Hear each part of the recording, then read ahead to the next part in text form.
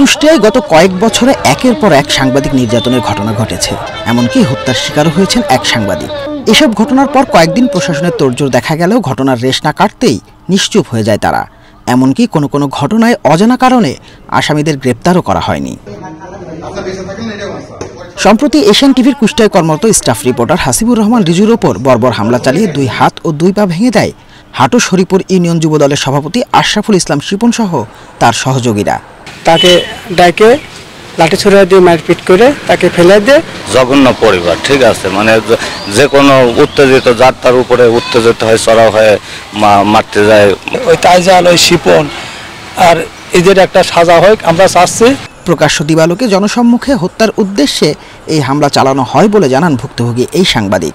যুব দলের শিপন, যার নামে একাধিক নাশকতা মামলা রয়েছে, সে আমাকে মোটরসাইকেল গতিরোধ করার মুহূর্তেই 10-12 জন আমাকে পিছন থেকে আঘাত করলে আমি ওখানে মোটরসাইকেল থেকে পড়ে যাই।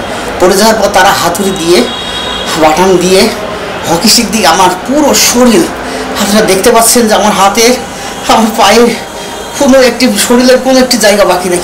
এই ঘটনায় রিজুর স্ত্রী 16 জনের বিরুদ্ধে কুষ্টিয়া মডেল থানায় মামলা দায়ের করেন। পুলিশ এজাহার নামীয় 15 নম্বর আসামিকে গ্রেপ্তার করলেও বাকিরা রয়েছেন বহাল তবিয়তে।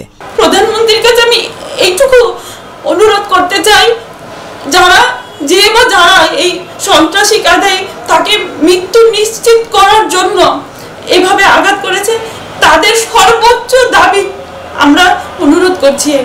যদিও পুলিশের দাবি আসামি গ্রেপ্তারের সর্বোচ্চ চেষ্টা চলছে। আমাদের সর্বোচ্চ চেষ্টা করেছি, আমরা একজন আসামি গ্রেপ্তার করেছিলাম, যারা ওদেরকে যে ব্যক্তিকে গ্রেপ্তার করার পরে অন্যান্য গ্রেপ্তার করার জন্য আমরা বিভিন্ন জায়গায় অভিযান পরিচালনা করেছি। এদিকে আসামিদের গ্রেপ্তারের দাবিতে থানা ঘেরাও সহ বিভিন্ন কর্মসূচি পালন করছেন স্থানীয় সাংবাদিকরা। তবে একের পর এক সাংবাদিক নির্যাতনের ঘটনায় প্রশাসনের ভূমিকা নিয়ে ক্ষুব্ধ সাংবাদিক নেতারা। সিসি ক্যামেরায় দেখা যাচ্ছে, বাড়ির পাশের ছাদের উপর থেকে ভিডিও করা, সেখান থেকে দেখলাম সেই ফুটেজের মধ্যেকার বা ভিডিও ধারণের ছবি যাদের দেখা যাচ্ছে তারা কিন্তু কেউ গ্রেপ্তার হয়নি, একজনও না। কেন জানি কুষ্টিয়াতে সাংবাদিকদের উপরে হামলা হলে পুলিশ একটা নিষ্ক্রিয় ভাব আমরা লক্ষ্য করি। আসলে এটা পুলিশের কোথায় তাদের দুর্বলতা জানি না। অন্যদিকে সাংবাদিক নির্যাতনকারী কাউকে ছাড় দেওয়া হবে না বলে হুঁশিয়ার করেন আওয়ামী লীগের যুগ্ম সাধারণ সম্পাদক মাহবুবুল আলম হানিফ। সামাজিকভাবে কেউ কার উপরে হামলা করুক, কেউ মারামারি করুক, খুনাখুনি করুক, এটা আমি কখনো সমর্থন করি না। যখনই ঘটনা শুনেছি আমি সঙ্গে সঙ্গে এসপি সাহেবকে বলেছিলাম যে এই ঘটনার সঙ্গে যারাই জড়িত তাদেরকে বিরুদ্ধে আইনগত ব্যবস্থা নেওয়ার জন্য। গণমাধ্যম কর্মীদের নিরাপত্তা নিশ্চিতে সাংবাদিকদের উপর হামলা ও নির্যাতনকারীদের সাজা নিশ্চিত করতে হবে। তা না হলে এমন ঘটনা পুনরাবৃত্তি হতেই থাকবে, এমনটাই আশঙ্কা সচেতন মহলের। মাঝারুল আমিন শুভ, এশিয়ান টেলিভিশন।